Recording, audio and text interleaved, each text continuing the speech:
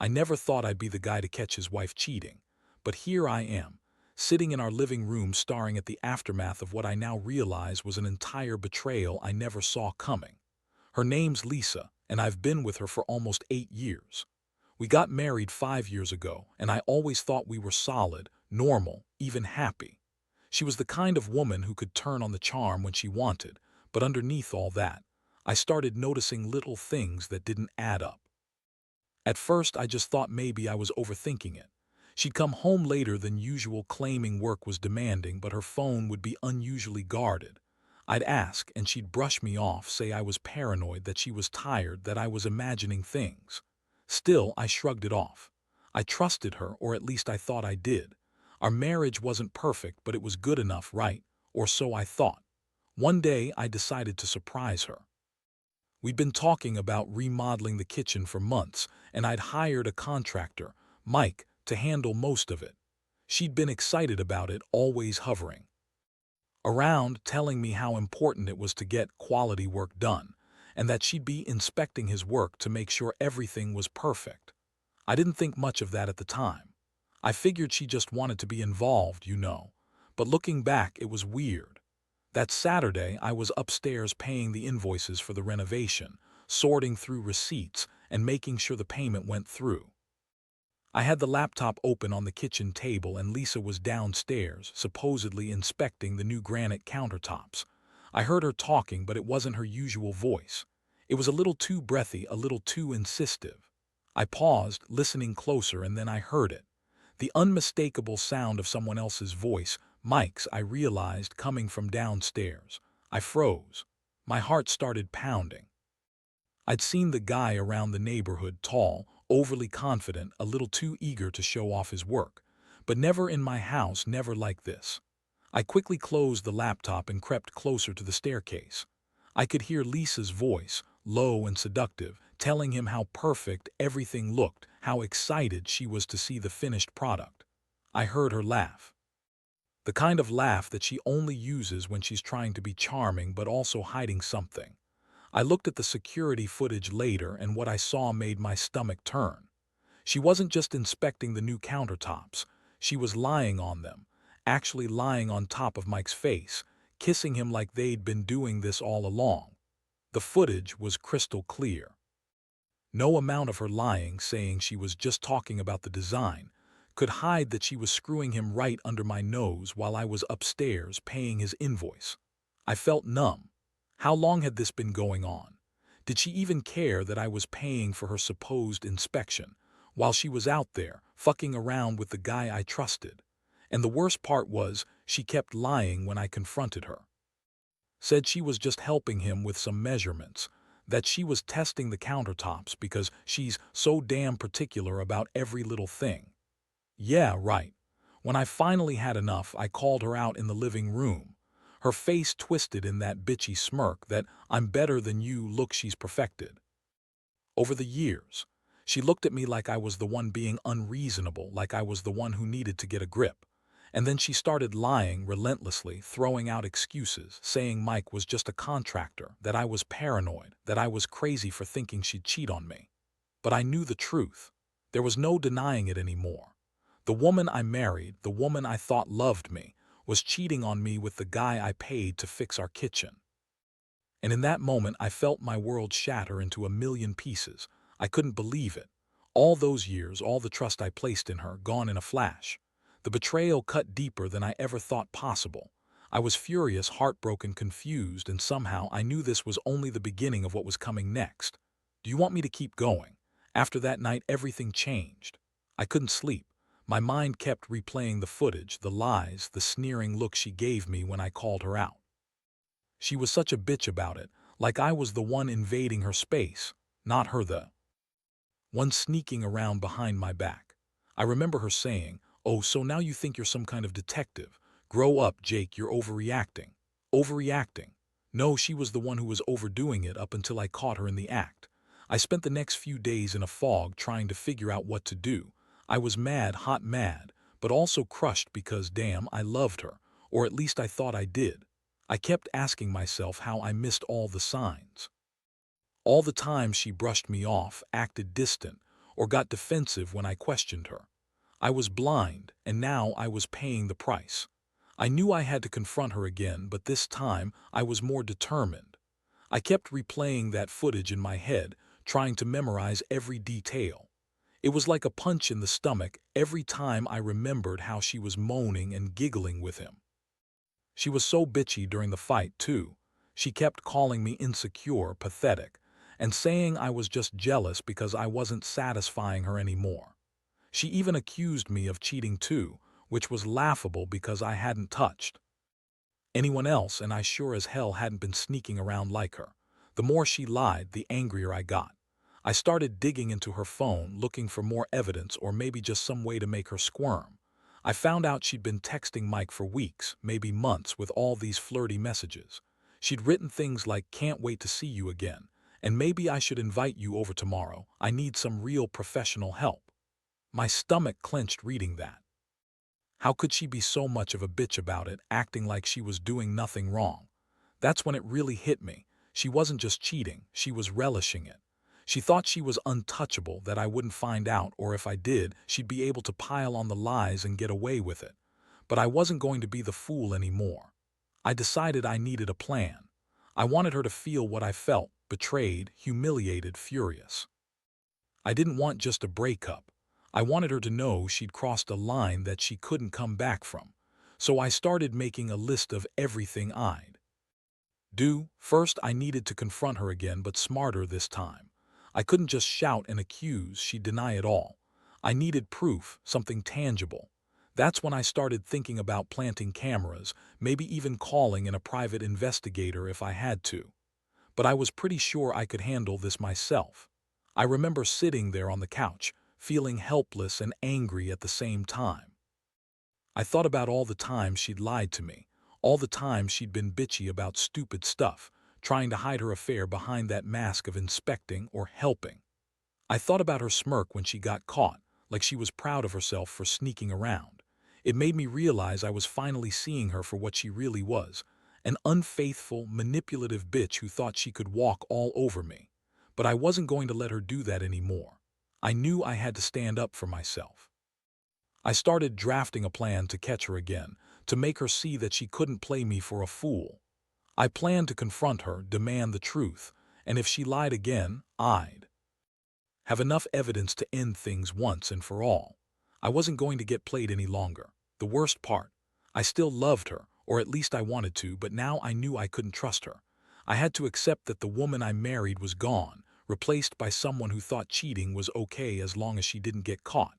And honestly, that realization hurt worse than anything else, knowing I had been blind to it all, and now I was left with this mess. Do you want me to keep going? The days that followed felt like walking through a nightmare. I couldn't focus on anything else. Every time I looked at her, I saw her bitchy smirk and that damn footage flashing in my mind. I couldn't believe I'd been so blind, thinking she was just helping the contractor, when in reality she was probably thinking about the next time she'd see Mike.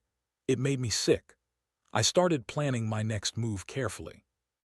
I knew if I just confronted her outright again, she'd spin more lies, maybe accuse me of being paranoid or jealous. That's when I decided I needed to get concrete proof, the kind she couldn't deny. I bought some hidden cameras, more for peace of mind than anything else. I placed one in the living room, pointing towards the staircase so I could catch her coming or going. I wanted her to slip up, to reveal her true face once and for all. While setting up the cameras, I felt this strange mix of adrenaline and heartbreak. I kept thinking about how long she'd been lying, how much trust I'd lost, how I'd trusted her to be faithful, to be honest. Instead, she turned out to be a bitch who thought she could manipulate me and get away with it. It was a hard truth, but I knew I had to face it. She wasn't the woman I married anymore, she was someone else entirely. That night I waited in silence, watching the monitor from a hidden spot behind the couch. My stomach was twisted into knots. I kept telling myself, just get through this, just find out the truth.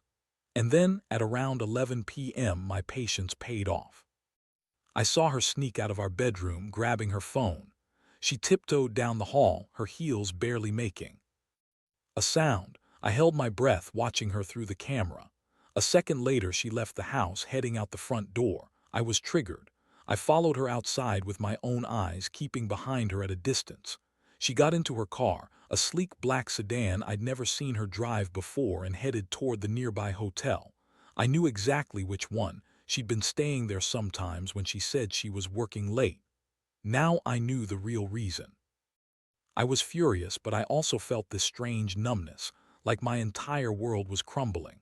The next morning was the turning point. I had enough. I couldn't keep pretending I didn't know what she was doing, so I called her while she was still in bed, trying to sound calm. I told her I knew she'd been sneaking around, that I had proof she'd been out with Mike, proof from the cameras. She tried to lie again, spinning some bullshit about just meeting a friend, business stuff, and nothing serious. That bitch was so good at lying it almost made me laugh. Almost. When she saw I was serious, her bitchy attitude snapped into full gear. She was furious, calling me crazy, possessive, and insecure. I could see her trying to act innocent, like I was the one overreacting, but I didn't buy it anymore. I told her I was done with her lies, that I wasn't going to be played anymore. If she wanted to keep lying, she could do it somewhere else. That confrontation was the most intense moment I'd ever had with her. She kept throwing accusations back at me, calling me paranoid and controlling, but it was all hollow. I had enough evidence, and I knew she was the one caught red-handed. I told her I was not going to stay in a marriage where I was constantly doubting her, where she thought cheating was just some petty mistake she could brush off. She stormed out that day, still trying to deny everything, but I finally saw her for what she truly was, a selfish, manipulative bitch who thought she was above the rules of fidelity. I knew right then that I had to make a decision, whether to forgive her, to try and fix this, or just walk away. Honestly, after everything, I didn't even want to think about forgiveness right now. I was so hurt, so betrayed, that all I could think about was how I was going to get out of this mess and rebuild my life without her. That's when I realized that love isn't enough when trust is gone. I spent years giving her the benefit of the doubt, and look where that got me. I felt stupid, angry, and exhausted, all at once. But I also felt a strange sense of clarity. I was done playing the fool. I decided I'd give her a chance to pack her things, and I'd start a new chapter without her. Do you want me to keep going? The aftermath hit me harder than I expected. I thought once I confronted her, told her I knew everything, she'd break down, beg for forgiveness, maybe even cry a little. But Lisa, she just looked at me with that bitchy smirk, like I was some kind of idiot who didn't understand what was happening. She kept saying I was overreacting, that I was crazy for jumping to conclusions. She told me I was ruining everything just because I saw a couple of texts and a few seconds of footage. Honestly, I felt like I'd been punched again. Here I was, finally knowing the truth, and she was still acting like I was the problem. She kept insisting she was just curious about the countertops, that she was helping Mike because he's a friend, and that I was possessive and insecure to think she'd cheat. It was like she was trying to gaslight me all over again, but I wasn't falling for it anymore. I saw her for what she truly was, an unfaithful bitch who thought she could walk all over me. I told her I was done listening to her lies, that I had enough proof, enough evidence to end this farce. And then I told her she needed to get out. I couldn't stand to look at her anymore, not after what I saw, not after how she dismissed everything. She scoffed, said she'd never leave, that I was just overreacting, and that I was too damn insecure to handle the truth. But I knew better. I knew I couldn't keep pretending this wasn't real. The thing is, I never wanted it to come to this. I loved her, I really did, or at least I thought I did, but the betrayal was like a stone in my chest, and I couldn't breathe properly anymore. I kept thinking about all those times she'd snapped at me, called me needy or pathetic for trying to keep things together, all the while she was sneaking around with Mike. It made my stomach turn just imagining how many nights she'd lied to me, how many moments she'd been with him while I was at work or in bed. I knew I had to do something, not just kick her out and forget about it. I needed to make sure she understood what she'd lost, what she'd thrown away for some cheap thrill. I started thinking about how I could use the evidence I had, how to make her realize that I wasn't the fool she thought I was. I recorded her on the camera the night she left. I had the messages, the footage, everything I needed. I also knew I couldn't just let her walk away without consequences. Not because I wanted revenge for revenge's sake, but because I wanted her to see that her actions had consequences. That cheating and lying didn't just hurt me, but it destroyed whatever fragile thing we had left. I told her I'd give her a few hours to pack her things, then I'd change the locks, and that she could come back only if she figured out how to be honest and respectful. That was the last thing I wanted to do, cut her out completely. But I also knew I couldn't keep her around knowing she'd betrayed me so badly.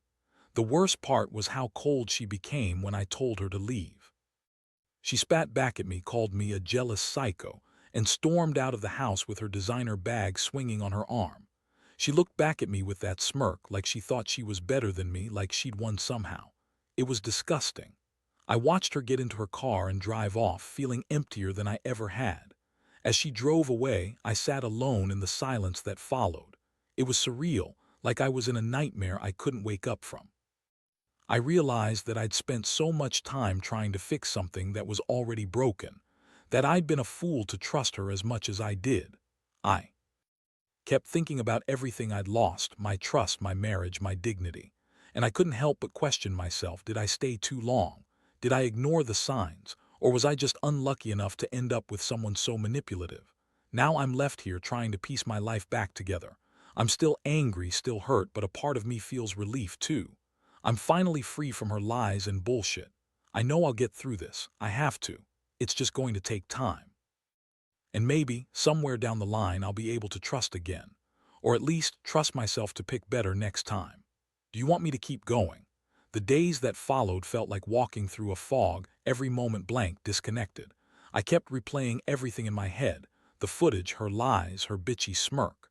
Honestly, I felt like I'd been punched in the gut so many times I was numb. The betrayal cut so deep I couldn't even cry anymore, just this dull ache that stayed with me constantly. I knew I had to do something. I couldn't just sit around feeling sorry for myself. I started reaching out to a lawyer, learning what my options were, what I could do to protect myself financially and legally. I also reached out to a close friend, Mark, who's been through his own divorce mess. He gave me some tough advice. You have to cut her out completely. No contact, no trying to fix things. You're better off without her. You deserve someone who actually respects you. It was hard to hear, but he was right. I'd spent years trying to fix a sinking ship, and it was only dragging me down. Meanwhile, I was also laying the groundwork for moving out. I started packing some of my stuff late at night, while she was inspecting the countertops, or whatever she called her little cover story. Every box I packed felt like a small victory, even if I was heartbroken. I kept telling myself that I deserved better, someone who wouldn't betray me, someone who wouldn't treat me like I was invisible. One thing I wasn't prepared for was how much her attitude would change once she knew I was serious. She started calling and texting nonstop, crying, screaming, begging, trying to guilt me into taking her back. I remember one call she said, "Please, Jake, I made a mistake. I was just so stressed about the renovation. I swear I didn't mean to hurt you." Yeah, right, I almost laughed. That was her typical bitchy, manipulative tone, blaming everything else instead of taking responsibility. I told her to leave me alone. I wasn't interested in her apologies or her fake tears. I was done. I told her that if she really cared, she'd leave me to heal and think about what she'd done. She kept crying, saying she loved me, that she'd change, that she'd fix this. But I knew better. Someone who cheats, lies, and dismisses her husband's feelings doesn't change overnight. The worst part was feeling so betrayed that I couldn't even look at her anymore. Every time I saw her bitchy face, I remembered what she'd done. How she'd used me, manipulated me, and then lied to my face. It made me realize how blind I'd been for all those years. I thought I was just being paranoid, but the truth was staring me in the face, clear as day. So I finally made the decision to file for divorce. I couldn't stay married to someone who thought cheating was okay, who called me possessive for wanting honesty. I knew it was the right move, even if it hurt like hell. I wanted out of this nightmare. I wanted to rebuild my life without her bitchy attitude and constant lies. It wasn't easy, though. The emotional roller coaster was brutal. One day I'd be furious, ready to move on, and the next, I'd feel like I'd lost everything I ever wanted. But deep down, I knew this was necessary. I couldn't let her ruin me any further. She made her choice, and now I had to make mine. Looking back, I realize I learned a lot from this mess. Trust is fragile, and I was way too naive for thinking I could keep trusting someone who was so manipulative. I also learned that revenge isn't always about doing something destructive. Sometimes, it's just about standing up for yourself and saying, enough. I will move on, stronger and wiser, knowing that I deserve better than a sneaky, bitchy wife who cheats and lies. If I could give one piece of advice, it's this. Don't ignore the signs. Don't brush off your gut feelings, and don't stay silent when something feels off. Because in the end, the truth always comes out. And when it does, it's better to face it head on than to keep pretending everything's okay. Because betrayal, when uncovered, leaves scars that take time to heal. But they do heal. And I'll be okay eventually. Do you want me to keep going? Now, sitting here reflecting on everything, I realize how much I've changed. I used to think love was enough, thought that if I just loved her enough, she'd see I was the one. But love can't fix lies and betrayal. It can't erase the pain of finding out someone you trusted turned out to be a complete bitch behind your back. I learned that the hard way. The biggest lesson I took from all this is that you have to trust your instincts. I saw the signs early, late nights, guarded phone, her dismissive attitude when I asked questions. But I ignored them because I wanted to believe in the best. That was my mistake. When I finally saw the truth, it hit me like a freight train, and I realized how blind I'd been. I also learned that revenge isn't about getting back at someone or punishing them. For me, it was more about reclaiming my dignity and peace of mind.